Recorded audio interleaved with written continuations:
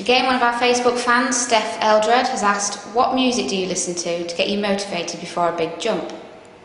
Hi Steph. I listen to so much music. Music gets me motivated, gets me buzzing, ready to jump.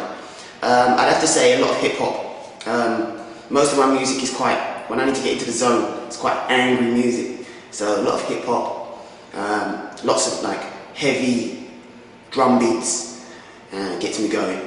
And I'd say my particular artists would be artists like Rick Ross, Drake, Lil Wayne. They're the artists I listen to just before I'm about to make a big jump.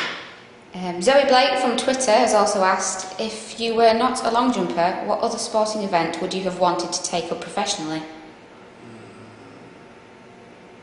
Good question, Zoe. I love all sports. I'm a bit of a nut about sports, so I'd have to say that of all the sports I could have done, everybody loves to be a footballer. I mean, I would love to have been a footballer, but I don't think a team event would have suited me. So more of a singular own event. If I wasn't a long jumper, I think I'd probably be a tennis player. I like the gladiator effect of tennis. You know, man against another, beat them till they succumb and the one wins. So I'd say tennis would be the sport I'd do if I wasn't a long jumper. Okay, Sharon Tennant, Thomas Cook Games Time staff, has asked, have you jumped the qualifying distance now to make it to London 2012? And if so, has this changed your training plan at all? Hi Sharon, haven't jumped the distance yet outdoors, done it equivalent in training, and in the indoor competition I jumped 8:04, and indoor and outdoor you normally add about 20-25 centimetres extra. So I jumped 8:04 indoors, the equivalent of 8:30 outdoors. So it shows that I'm in good shape, and now we're just waiting for the competitions outside so that I can go out and jump the distance. So I'm confident I'll get the distance and looking forward to seeing how far I can go. Miss Pamar from Twitter has asked, as a Newham resident and a mentor in the area, what do you feel young people can gain from the Olympic development, and how would you encourage them to take advantage of the changes taking place? I mean, it's a great time for us in Newham because a lot of investments coming into the area. It's giving the children an opportunity that maybe when I was young we didn't have the opportunity of going to sporting events and watching them. Hopefully the Olympics will bring that spirit that, you know, people, local residents and other people, Team GB, have succeeded. And hopefully that will inspire the kids to say maybe we can be something, we can try and do something. And now they'll have the facilities to try that. You know, they're going to have all the Olympic stadium, they're going to have the velodrome, all those things they're going to be able to use. And that's just the start. Once they have that, they can keep practicing, keep improving, and not only in sport, will help them in their academic life. So I think it's going to help make a big difference. JJ, there's certain sports that everyone will be looking forward to this summer. But Stuart Madeley from Twitter has asked, what Olympic sport, apart from your own, are you excited to see at the Olympic or Paralympic Games this summer? 2 weeks of sport is just amazing. Like, I'm going to have that on Sky Plus, so I can come back and watch every one of the events because I love all the sports. I really enjoy weightlifting. I really like gymnastics, basketball, tennis, so many different sports. But I have to say everybody is really wanting to see the 100-metre final.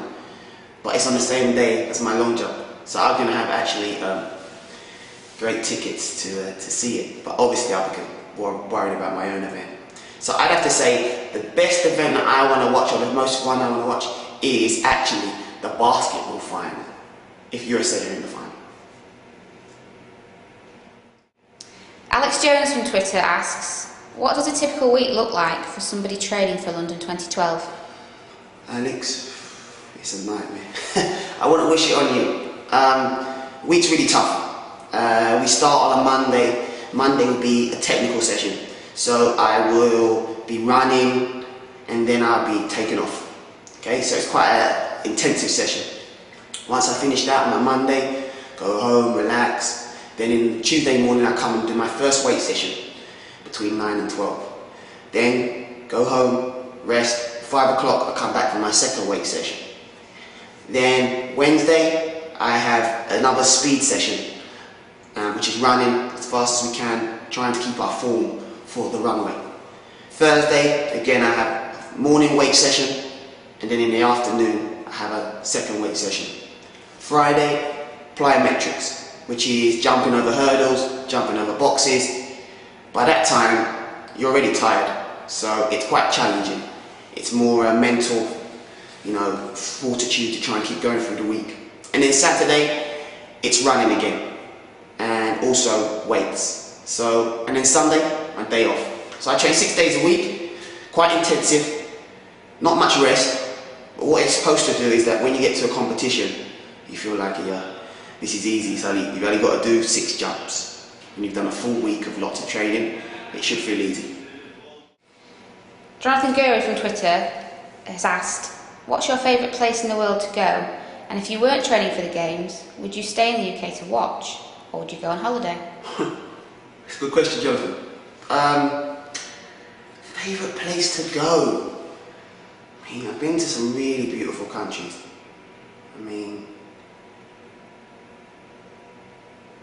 But I'd have to say my favourite place to go, like America's a great country to go to. I love America, I think it's really good.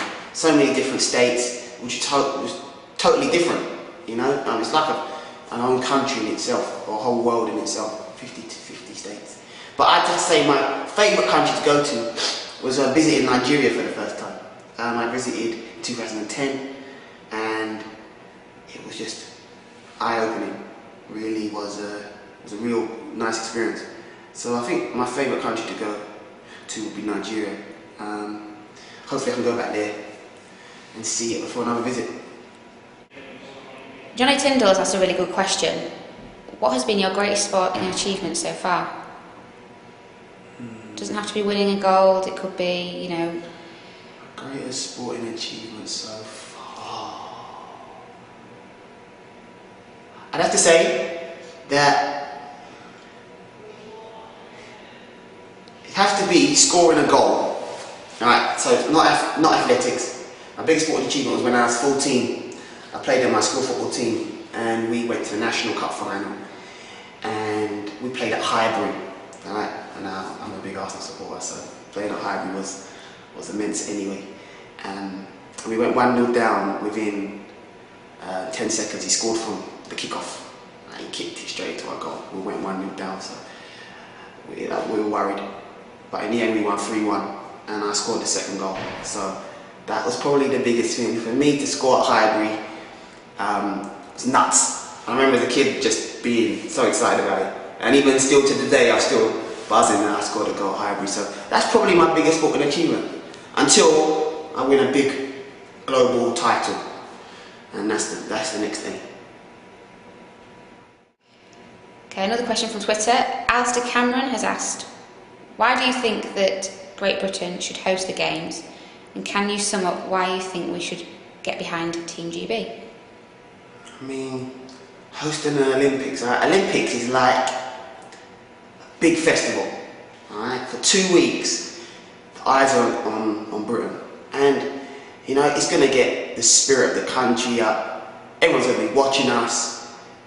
I think sometimes, life gets so serious. But the great thing about the Olympics, it sometimes puts things in perspective. You can see people doing great things and things that are like awesome things, and you're like, wow. Alright, and I think it takes you away from your normal life. So I think that the Olympics is a great thing to watch, really enjoy it, and to get behind Team GB. And we're all British. We all want to do well, and it'd be great for the home support to get behind us, because we're going to need that to try and beat the Russians, the Chinese, the Americans, and that's going to be a big advantage for us having our home support. So Team GB all the way. We really need to support us. You need to support us so we can do well and try and get to our target, which is really hard target actually, to be third on the medal table, considering we're such a small country. But if we could do that, that would be immense. Jonathan Gurry from Twitter also asked, if you weren't training for the Games, would you stay in the UK to watch, or would you go on holiday? Jonathan, I'm a sports nut. I will not leave the country. I'd be here watching it. I would have had tickets. I would have probably be one of those people that bid for £10,000 of tickets and probably got all 10,000 probably, and still would be wanting to go. So I would have loved watching it and going down there. But as an athlete, if I actually didn't make the team, for example, alright, and had to watch it, I'd leave the country. Alright, that would hurt me so badly that I wasn't in the team, that I'd have to leave the country. But that's not going to happen. I'm going to make sure I make the team. But if I wasn't an athlete, I'd definitely make sure I was there. Tanisha from our sales team has asked, what's the first thing you'd do if you qualified for the Olympics? Tanisha, I thought about this a lot, Tanisha. Alright. As soon as I qualify for the Olympics, you know, I've been sacrificing so much, you know, not eating what you want to eat, you know, I like food, but obviously I can't eat too much because of what I do. So after, I'm going to treat myself to like cake, like carrot cake, banana cake, custard. That's going to be my treat, I think. But the thing is, when you have those treats, you still feel guilty. Even though you've earned it, you feel guilty. So I'm probably going to do 2 days of gluttony, and then get back to the job at hand. Who would be the first person that you'd call? My mum, definitely tell my mum. She's like my #1 fan. She's a big fan, so definitely I'll tell her first, and then the whole family, and then Twitter, then my Twitter world. Rosie from our sales team has asked, she heard about your recent injury and wanted to know how you got yourself back to your peak. Good question, Rosie.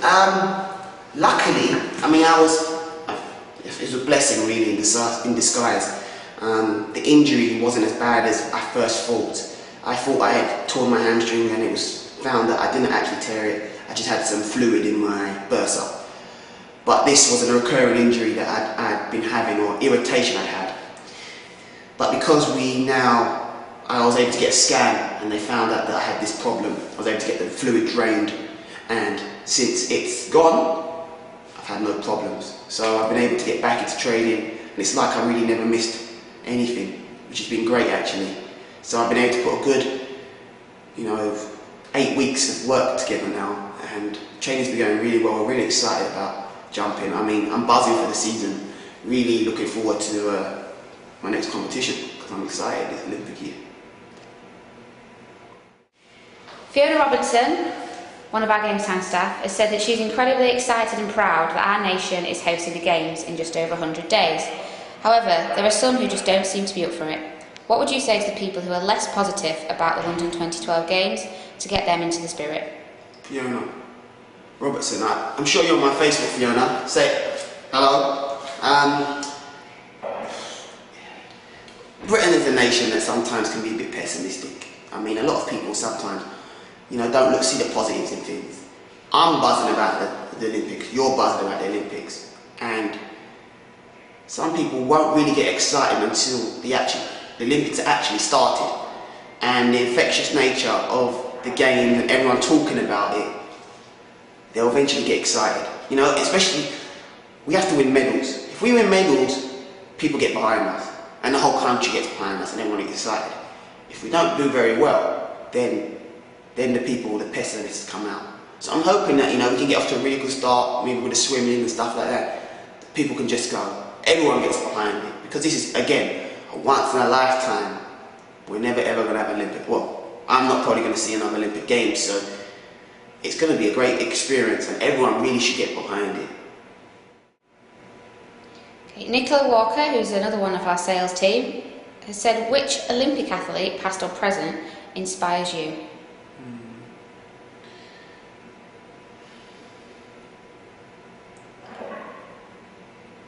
Linford Christie was the man of Great Britain athletics when I used to watch it as a kid. So he was the one that I inspired, and I watched him, and he looked so focused. I thought that's the probably thing I saw from him. He always looked so intense, like he wanted to win so bad. And I love that, because I know when I get on the runway, I'm exactly the same. I want to win, by all means, I want to win. And that focus he had, was something that I thought was brilliant. And that's probably the biggest inspiration to me as a kid. And you know, you get all your habits when you're a kid. But when I moved into long jump and started to watch the best long jumpers, I have to say that actually one of his rivals, Carl Lewis, was probably the next best inspiration to me. Because Carl Lewis was different to all the other long jumpers, okay? So all the other long jumpers were good, but they'd hit one jump and maybe miss a few and then hit another. Carl Lewis was just, he'd hit a jump and come back, and hit another good jump, come back, hit another good jump. I mean, he was so consistent. And that takes such a high concentration level to be consistent like that. And that's what I strive to be, consistently good.